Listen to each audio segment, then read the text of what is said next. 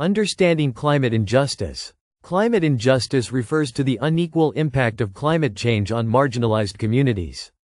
While wealthier nations and industries contribute the most to environmental damage, vulnerable populations, especially in developing countries, suffer the worst consequences. Rising temperatures, extreme weather, and resource scarcity disproportionately harm low-income communities, deepening social and economic inequalities. Why marginalized communities are most affected. Poorer communities often live in areas more prone to natural disasters, such as coastal regions or flood zones. Limited infrastructure, weak healthcare systems, and inadequate housing make recovery from climate-related events difficult. Additionally, these populations have fewer resources to adapt, such as access to clean water, air conditioning, or emergency funds. Environmental racism and climate disparities. Environmental racism refers to policies and practices that place polluting industries near marginalized communities. For example, factories, landfills, and hazardous waste sites are more likely to be built in low-income neighborhoods, exposing residents to toxic air and water. Addressing climate injustice requires challenging these systemic inequalities. The role of corporations and governments. Major industries, especially in fossil fuels, agriculture, and manufacturing, contribute heavily to climate change but often escape accountability. Governments must enforce stronger environmental regulations and ensure that businesses adopt sustainable practices.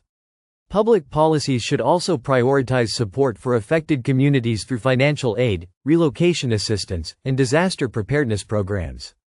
The fight for climate justice. Grassroots movements and climate activists play a crucial role in addressing climate injustice. Indigenous groups, youth activists, and environmental organizations push for policies that protect vulnerable populations. They advocate for fair access to clean energy, stricter emissions laws, and reparations for communities suffering from environmental harm. Transitioning to sustainable energy without harm.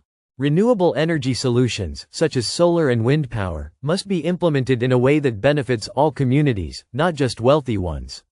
Investments in clean energy infrastructure should focus on disadvantaged areas, ensuring job creation, energy affordability, and local participation in decision-making. How wealthy nations must take responsibility. Wealthy countries contribute the most to carbon emissions, yet developing nations bear the brunt of climate disasters.